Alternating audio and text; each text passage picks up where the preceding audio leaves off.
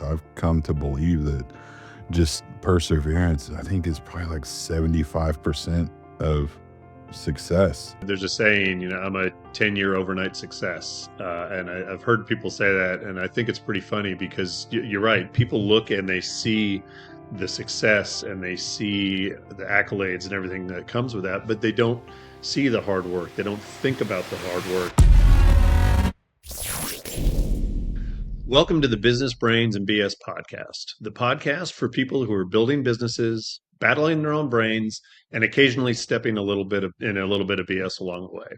So today our topic is going to be persistence, and I am going to go back to my college days. A quote from Calvin Coolidge. So I'm a member of a fraternity, and Calvin Coolidge is a member of the same fraternity. So part of our pledgeship was to memorize a quote of his, and it was persistence. So hopefully my pledge educators are not watching right now. I'm going to read this because while I still could probably fake my way through it, I don't have it memorized quite as well as I could. So nothing in the world. What happens if they're watching and you don't have it memorized and they find out? Well, I don't know. Hazing is not allowed. Hazing is a bad thing, ladies and gentlemen. So let's avoid that.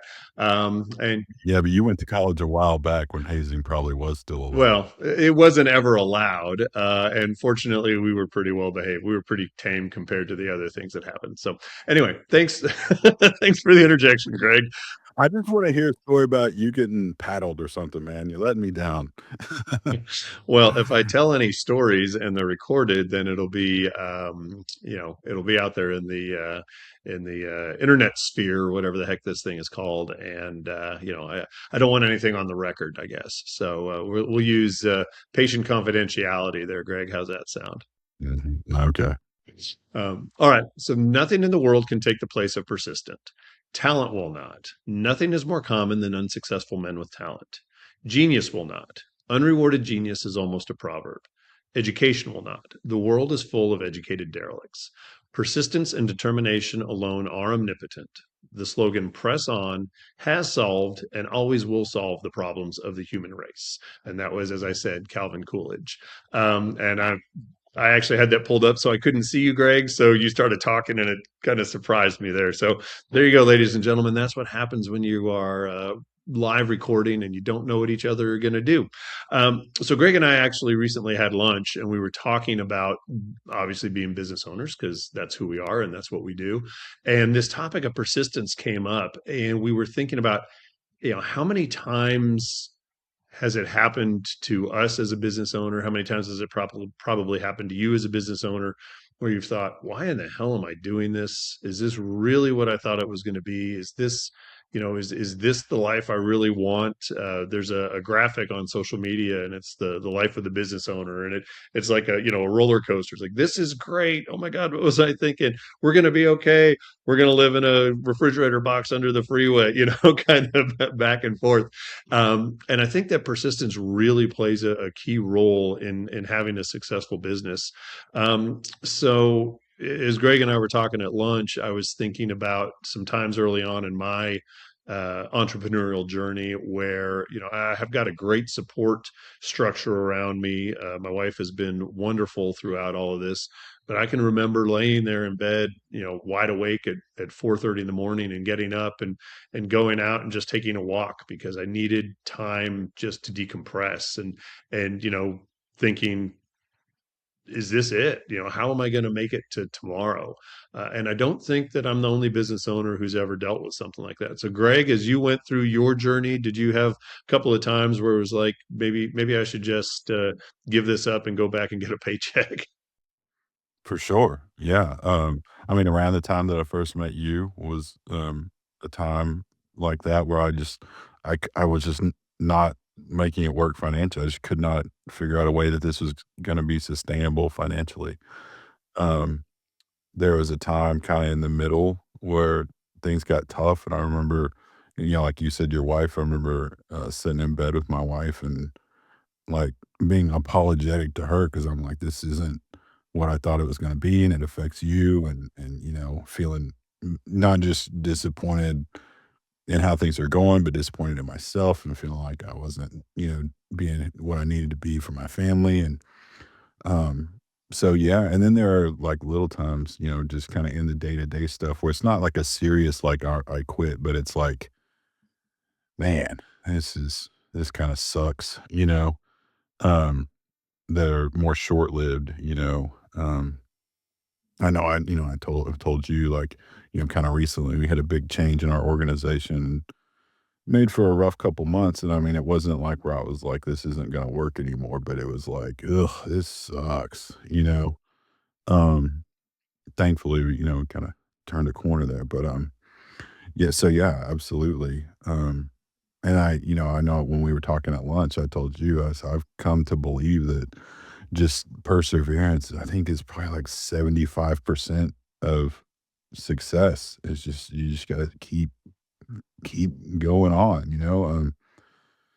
I don't know, like, it's what I think about is, like, you're already on the ride, so, like, just go, or there's that quote, I've said it on here before, but, like, the way out is through, like, those types of yeah, you just gotta keep going. Everybody likes the flashy stuff, you take someone like Michael Jordan, I mean, obviously incredibly gifted, physically, gifted mentally. If you're my age, like, he's the greatest of all time. If you're younger, maybe it's somebody else, LeBron James or somebody. But um yeah, so but if you watch the documentary The Last Dance, I don't know if you ever watched that, but it's about the 90s Chicago Bulls. It's a great documentary. And you watch that documentary and you see that obviously the guy's extremely gifted, but he is also obsessed with winning basketball games. I mean, like, to a level that, you just don't see, in other people.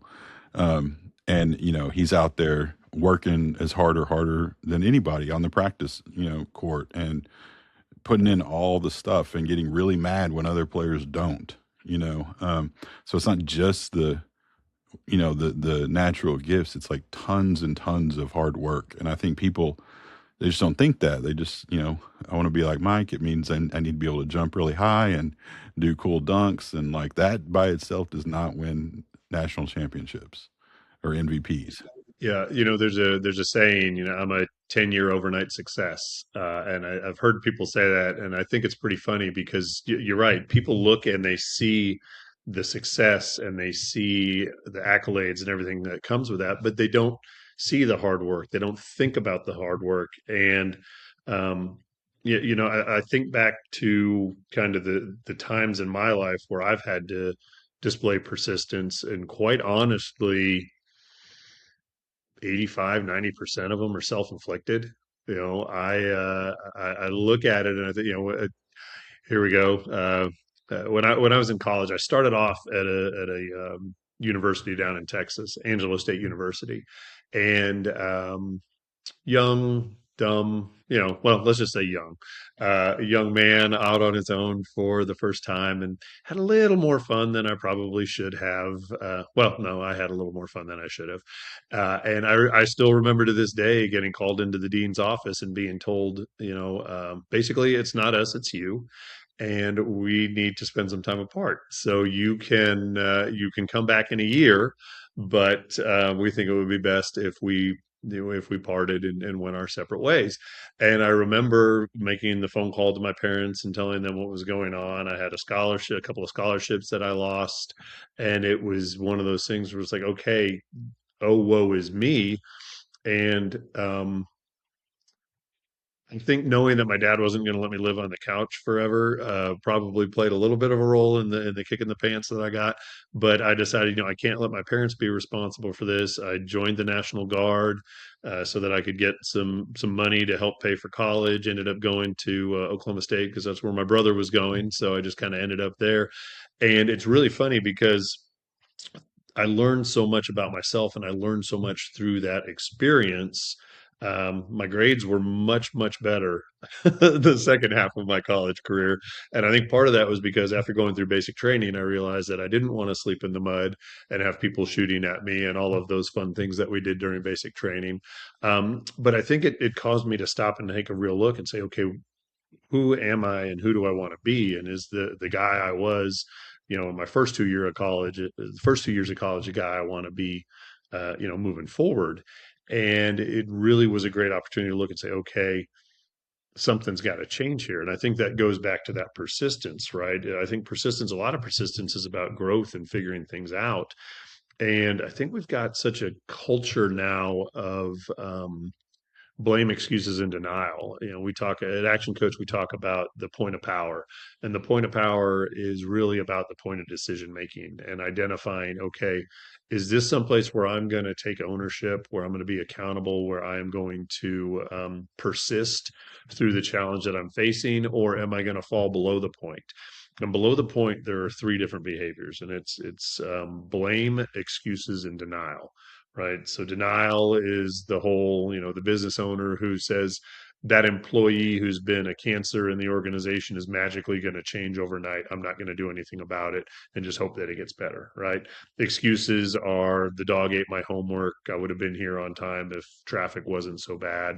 And then, of course, blame is my favorite one because you get to point your finger at somebody else and say, well, this happened because of them. And when we live there, it's really not an opportunity for us to move forward. So we call it the point of power, the point of decision making, because you get to choose whether or not you're gonna persevere, right? Whether you're gonna persist and power through the situation you find yourself in. And when you move above that, the blame, excuses, and denial, you have a chance then to focus on ownership, accountability, and responsibility. And responsibility and accountability tend to get used interchangeably. And the way that I like to define them is I think about responsibility as being forward looking. So I'm responsible for doing something. Accountability really is, did I do it or not? So it's turning around and looking at the scorecard, if you will, to say, okay, did I do what I said I was going to do? And then ownership is own your ship, right? It's the buck stops here mentality. And if you look at ownership, accountability, and responsibility, that spells OR. And I think that's a perfect acronym for it because when you think about an oar, you use an oar to give your craft momentum, but you also get the opportunity to use it to give it direction as well. And I think when business owners find themselves in a situation where their business, with the mentality of the business is below the point, where you got a bunch of blame, excuses, and denial, that's where you really need to come up with better management. When you find your business is more focused on that ownership, accountability, and responsibility, that's really where leadership fits in a little bit more. But ultimately, it's all about persisting through the challenging times and making that decision to say, you know what? I'm going to embrace responsibility. I'm going to embrace accountability. I'm going to embrace ownership. I'm going to do the hard things because when I do the hard things, the hard work was hard choices, uh, easy life, easy choices, hard life. I don't know if you've ever seen that graphic on social media, but I think there's an awful lot of truth to that. Yeah, for sure. So, as you alluded to there, making that switch from blame, excuses, denial to ownership, accountability, responsibility is that's not an easy process. Um, Not only is it not because it takes like a shift in your mindset, which can be hard, but it's again work. Like if that's where your business has been, then your culture has been affected, your systems have been affected, all kinds of things that have to be turned around. So for you, when you see that with a business owner and they need to turn that corner and you know it's tough, like where would you recommend someone start? Because like I said, we got to address culture, we got to address systems, we got to address ourselves. Um, in my world, when things seem overwhelming, we're like, okay, let's pick a thing, something that's big enough that we're going to see a difference, but not so big that it's overwhelming and seems impossible. So, what are some of those types of things for the people that you work with and that you coach? Where do we start? Oh, that's a great question, and it takes me back to my army days. We would talk about if you come upon somebody who's been injured on the battlefield, and they have a sucking chest wound, a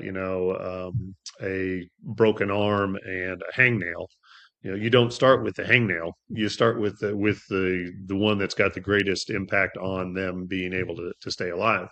So I think what you got to look at is for lack of a better term, what is the sucking chest wound that you're dealing with? Because you're absolutely right. We can't go and work on 27 different things. It's like the guy on the stage with the plates spinning the plates. You can only have so many plates going.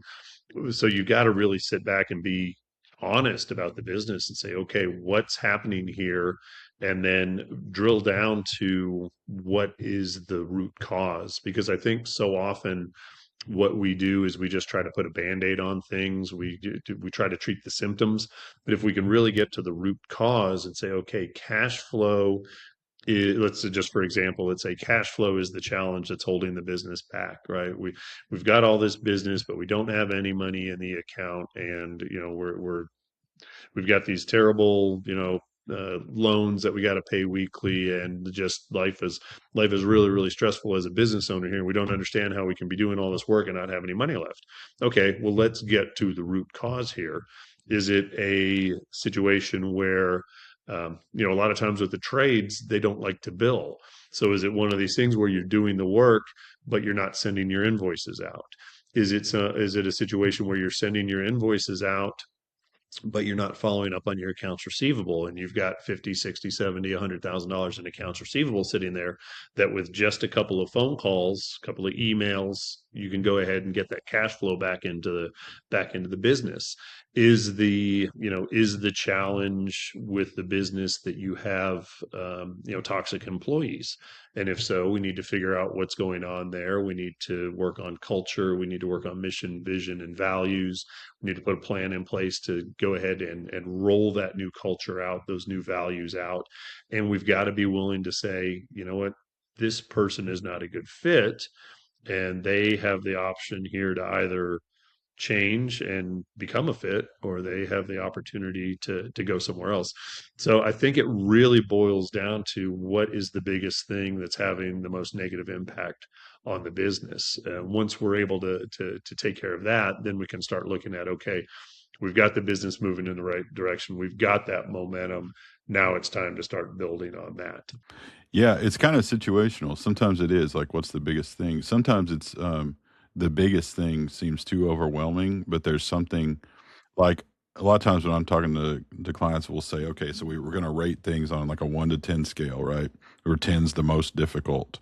Sometimes a good place to start is like a 7, where it's hard, it's gonna take work, and so you everything we're working on, you're gonna have to implement, so it gives you a chance to practice. So again, perseverance, just like you have to work to get better at a sport, you have to work, everyone, I've said this before, everyone knows you have to put in time and effort to improve your physical health. Your mental health's no different. So something that's like around that 7 range, you're gonna have to put in some work. Um, but sometimes if it's like a 9 or a 10, they're gonna crash because it's just like a little bit too much. But if you work at that thing that's like maybe a 6 or a 7, you get that down to like a 3, then the thing that felt like a 9.5 before, now it feels like a 6.5, and we can tackle it and bring it down. But it does kind of depend on the situation. That works if it's like, you're dealing with a lot of stress that you're trying to sort out, or like you have some marriage difficulties. But if someone's actively suicidal, we have to start there. All that other stuff's gonna have to wait till later. So, it kind of depends on the situation. Yeah. Well, and I think you look at a lot of the successful people out there, and they weren't successful overnight. They weren't immediately successful.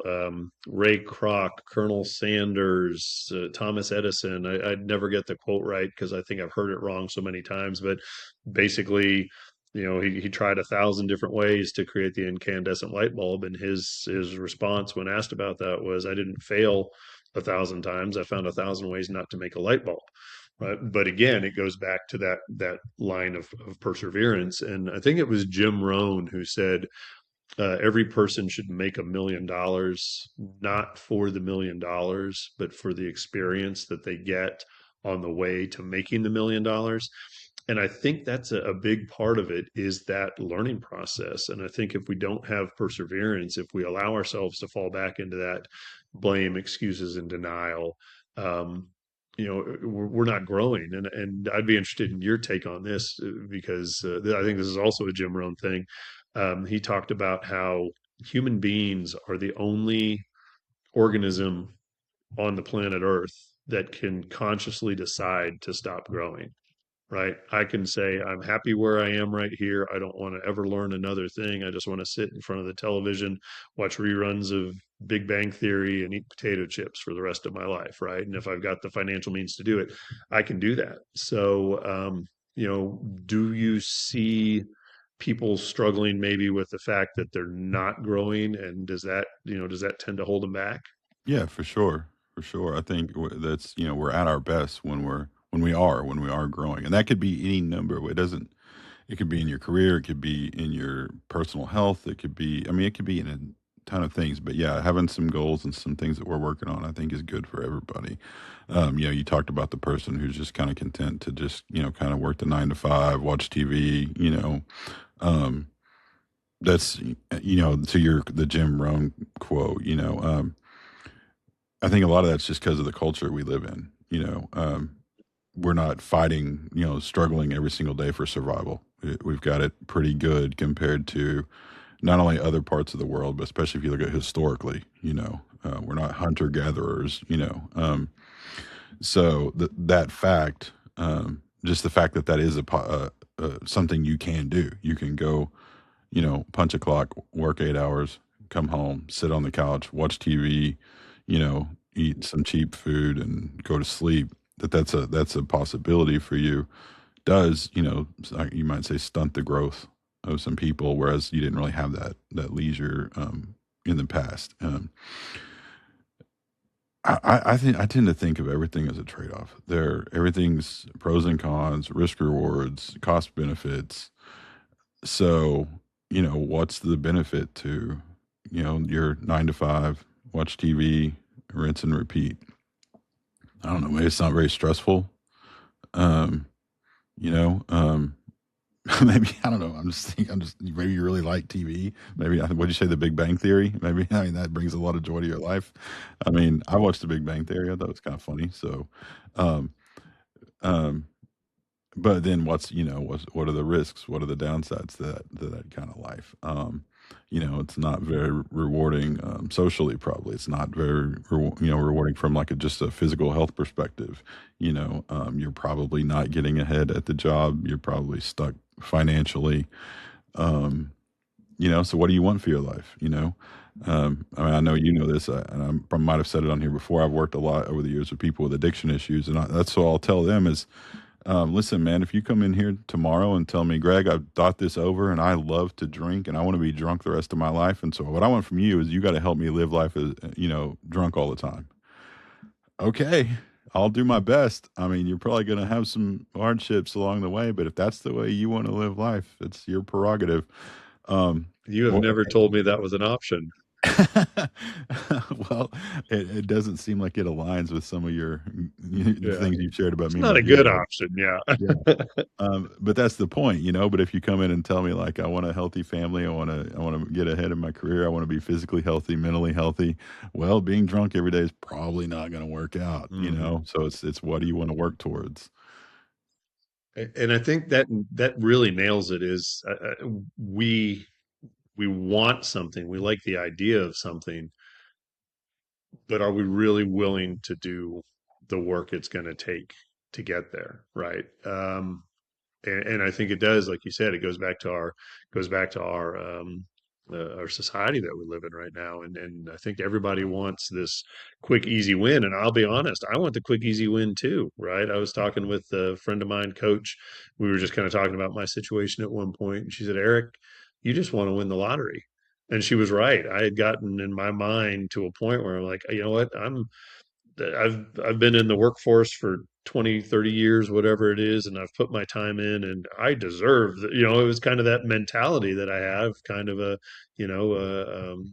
I deserve this type of thing. And I imagine you'll say the same thing here, but I've actually worked so much harder after leaving the 9 to 5 regular paycheck and coming and building my own business, right, than I did there. So again, it's that stress, it's that, and not stress in a bad way, but that friction, I guess, that's causing us to grow. It's like, working out. You gotta strain and stress those muscles in order for them to grow. And I think it's the same thing for us here with with our business, with our personal life, whatever it might be, that we've got to have that tension. We've got to have those learning opportunities, and I think it goes back to that whole, make $1 million, not for the $1 million, but for the experience that you have along the way. Because when you do have those struggles and you got to battle through things, and you're able to, rely on your faith, you're able to rely on your support group, and you're able to rely on yourself too, you know that breaks you down, but it makes you stronger on the other end. And I think that's a big part of what persistence is battling through that so that you can be stronger on the next side. Yeah, absolutely. There's a saying, I first heard this, I used to do Brazilian jiu-jitsu, and it was a good time, and, I don't do it anymore, but when I was doing it regularly, um, they would say, "You don't there's no such thing as, like, win or lose. You either win or you learn." And I thought that was a really cool way to look at it, kinda like the Thomas Edison analogy you gave earlier. But nowadays, I look at it like it's not even win or lose, it's you always learn. Because even with the wins, it's like 'cause, to me, sometimes people think the word win, and it's like, "I can stop now. I beat it." Like, no, the game didn't stop. The match didn't stop. So it's not win, lose, it's always learn. And it's just this works, keep doing it. This doesn't work, find something else, and that's just an ongoing process. Yeah. As you were talking, I don't know if you were a fan of Suits or not. That was a show I really enjoyed, and one of the lead characters had a line that I've always loved, and he said, "Winners don't make excuses when the other side plays the game."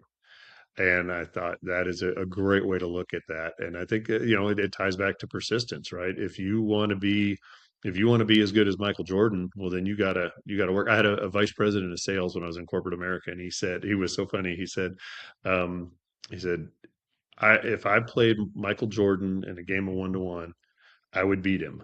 And the only reason I would beat him is because I would say the only rule is we're going to play games of 1-to-1 until I decide that we're done playing. And I'm just going to keep going out and playing against him until he says, I'm tired. I don't want to do this anymore. And then and then I'm going to win. I'm like, I don't know if Michael Jordan would have done that, but but he was like a little pit bull basically. And I thought, that's such a great mindset. And, you know, you look at all the good things in your life, and I'm willing to bet most, if not all of them, have probably come because of your desire for them, your willingness to persevere and persist. Yeah, it's huge. And just back, if you watch The Last Dance, or at least if you took away from it what I took away from it, I think your guy would have Mhm. died on the court trying because Jordan would have been just as determined. Oh man, I love it. So, well, all right. That should bring us to the end of this episode of the Business Brains and BS podcast. Remember, progress beats perfection. Hope is not a strategy, but it is a necessity. And the BS that tends to hold us back usually starts in your own head. So if you've enjoyed this episode, follow the show on YouTube, Spotify, or Apple Podcasts. Leave us a rating and do us a favor and share this with a business owner who you think needs to hear it. Until next time, we'll see you.